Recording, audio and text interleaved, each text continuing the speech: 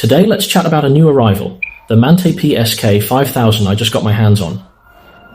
So why talk about this one first? I actually got a few devices at the same time, like the X8, the Odin 2 Mini I'm planning to film, and the Flip also arrived. Out of the four, I picked this one to film first because I really like this device. It was a huge surprise when I got it. It's incredibly light. I saw the data at the time and thought 200 grams, that's really amazing, right? But once I actually got my hands on it, what does 200 grams truly feel like? It's lighter than my phone. It's even lighter than my phone. Just holding it like this, the hand feel is significantly better, and it's noticeably lighter. So, even though it doesn't have any grips, and it's a completely flat design, a purely flat design, the hand feel is still exceptionally good. It's truly remarkably good indeed. I think this is probably one of the best. Of all the new devices released this year, this one is absolutely my favorite. And the joysticks feature a recessed design, as you can see. This gets a thumbs up from me. I truly believe it enhances portability. Since you've crafted it grip-free, so light and sleek, it's obviously designed for portability. Why not take that to the absolute extreme, right? And then there's the split D-pad. The ABXYR buttons are a little stiff, just slightly stiffer than the other buttons. I think they definitely could be a bit softer, making them considerably more comfortable to press. And the ABXY buttons. There's a small detail here. Take a look. I'm not sure if you can see it clearly. Can you see it? It's got those tiny little triangle, square, X and circle symbols. Those are exactly the familiar Sony buttons, aren't they, huh? But maybe they could have made them a bit bigger.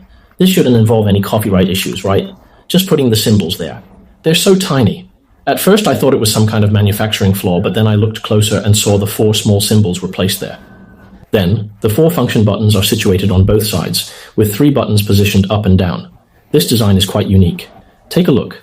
Select is on the left, and Start is on the right. Many Android handhelds typically place these buttons all on one side, so you really need to be careful when you press them.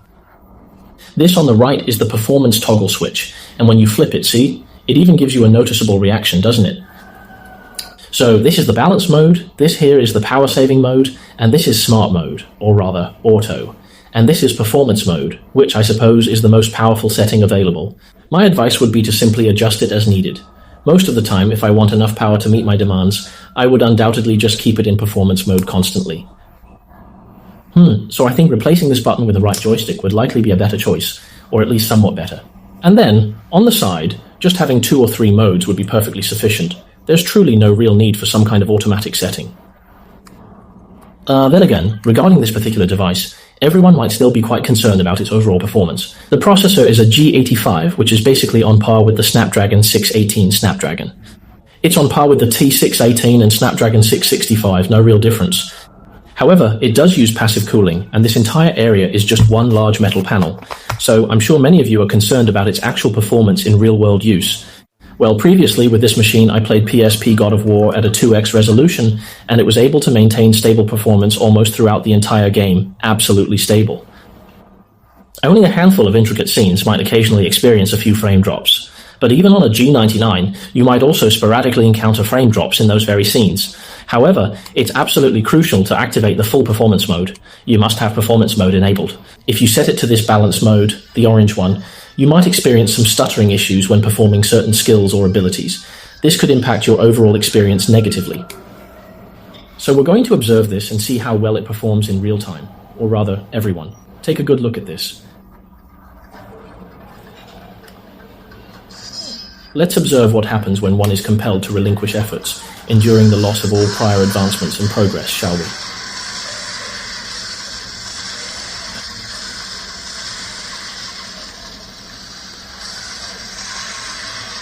There are practically no issues, it's quite authentic. This is considered a somewhat complex scenario. Other minor problems could involve occasional frame drops and some audio crackling, but overall the fluidity remains perfectly fine. As for myself, yesterday I actually played God of War continuously for over 30 minutes, perhaps even a whole hour. And you can roughly feel the heat source is in this area, specifically somewhat close to the right grip position. The temperature will definitely rise, but it won't reach the point of being scorching hot, just pleasantly warm. Well, it might be an issue in the summer, but I don't think it matters much in the winter. And when you put it down, it cools off quickly because of the full metal backplate. So personally, I believe that if they have the capability in the future, shifting the processor's position on the motherboard more towards the center would undeniably prove to be a significantly superior option. Naturally, at a smaller factory, you can't really demand too much from the design and other aspects. But what about the bad parts, the downsides? You have to talk about those too. There are no extra buttons. Seriously, not a single one. Absolutely zero additional buttons. Do you all see this? No L2 R2 buttons. We're not even talking about L-Mini's L3 R3. It completely lacks L2 R2. This means, for example, I'm used to this type of shortcut. I'm really used to it, like having a dedicated button for acceleration. If I have a specific acceleration shortcut, well, I just can't find a button to use for acceleration. So, is there a fix for this? Remapping other buttons just isn't convenient in my opinion. There's a really simple solution for this. It's right on the screen. Do you see it? Do you see? The acceleration is turned on, right? It's right there so you can easily access it. Alright, just switch this on and you're all set. It won't cause any problems, and honestly, I truly don't believe it'll be much of an issue at all. So, how exactly do you do this? Well, you navigate to the Settings menu, then Controls, and there you'll find an option to enable the touchscreen buttons. Once those are activated, you'll need to enter the Edit Layout mode. From there, you just drag that specific button directly into the corner yes, precisely that corner, and then proceed to disable all of the other buttons, leaving just this one visible and active. Just this one, and it'll turn off by itself later. It disappears if you don't need it, so it's fine. You can set up how long the screen will stay active before it automatically vanishes. So I really don't think it has any impact. Just leave it in a corner like this. Hey, see? Blind operation is perfectly fine. It's a proper solution, I think. Personally, I truly believe Mante's entire design concept is quite brilliant.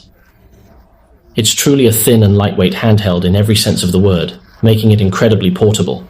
It's definitely super light, and the screen size is more than adequate, wouldn't you agree? And since the screen isn't small, I absolutely had to put its streaming capabilities to the test, wouldn't you agree? I definitely had to try streaming, and streaming performance is actually pretty decent. Yeah, quite good actually.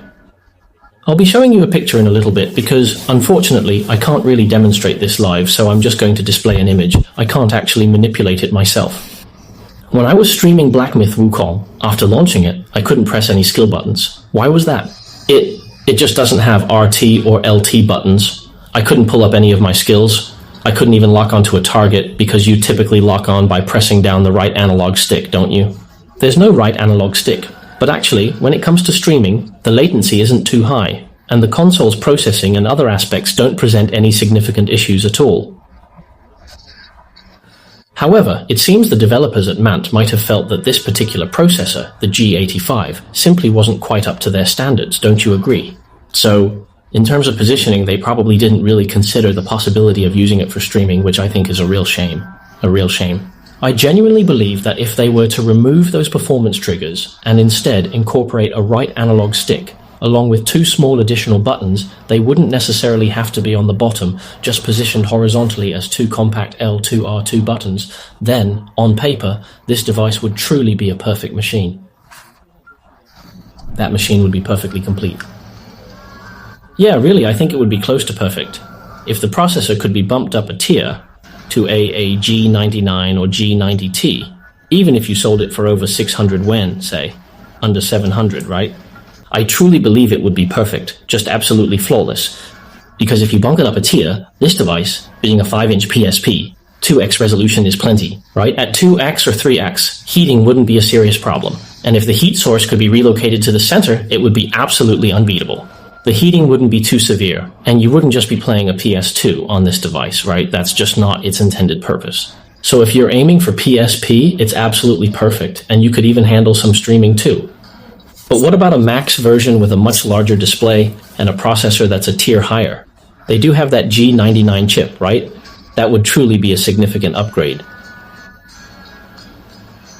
Use the processor from the One X8. If it can handle God of War on PSP at 3 to 4x resolution with passive cooling and keep the price under 300, make it a large screen, and focus on streaming and PSP.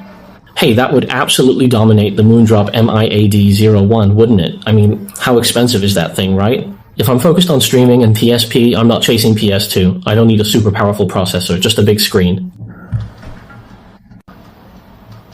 And also, as for its overall performance, I think I've covered pretty much everything I wanted to discuss about it at this point. After the new year, the PSK 5000 will get a major optimized OT version. Details will be Easter eggs. Why detail optimization? As you can see, they put a lot of thought into parts. For instance, the details here are well done. When you remove this memory card slot, I don't have a SIM tool, so I won't bother searching. When you take it out, you'll find the entire card slot is painted in that orange color. The details are really well executed. But there are also some minor issues. For instance, just look at these tiny seams, these various joints. And also, do you see that? There's still a noticeable color difference right here at the seam. Perhaps I didn't do it perfectly, but let's call it a minor flaw. After all, I can't even see it from the front anyway. This whole device, hey, I think it might become my main device to take with me over the holidays. For PSP, that is. From now on, this is likely my main device for playing PSP. I used to play PSP on my Retroid Pocket Flip. Longtime fans would know I used that for PSP. But the screen's small, right? Why? Pure portability. Slip it in your pocket, it's light, takes up no space. But when you hold this, you realize the Retroid Pocket Flip isn't so light after all. And then, in the future, what if there are times I really want a larger screen? What do I do then? So then I got myself this particular gadget, which is my Odin 2 Mini. But if you were to compare them, just make a comparison, and I won't even bring up the weight of either one. Playing PSP, its portability is incomparable. It's heavy, and the hand feel is just awful. And like I said about Z-Reviews, Z-Reviews RG Cube. The performance is in the same league as this thing. Plus it has active cooling, so its performance will definitely be a bit better. But the hand feel is definitely worse. Look at the weight, right? That's 720p resolution. This is 1080p. Of course, you could argue that since you're just playing PSP, 1080p doesn't make a huge difference. For streaming, you lose that tactile sensation. What a shame for this device, it truly is. But concerning the price, with this PSK 5000 device sitting right here, I'm really curious to see just how much the standard version of the RG Cube is going to sell for. What will its actual cost be? The RG Cube's overall shape and hand feel are the same as the Odin 2 Mini. It's a copy of that. I've always said that the hand feel is it's a really, really bad hand feel. I had to purchase this on Jianyu. I had to acquire this particular item from the platform. Wait, no, this should be for the next video on the Odin 2 Mini. Okay, let's pause the video for a second, because I don't need to finish this now. This video is getting a bit long. Let me give everyone another look at the colors here, and also a good comparison of our streaming capabilities. I'm still just too lazy. I initially intended to upload the video and then edit it, but oh well, let's just make things a little easier on ourselves.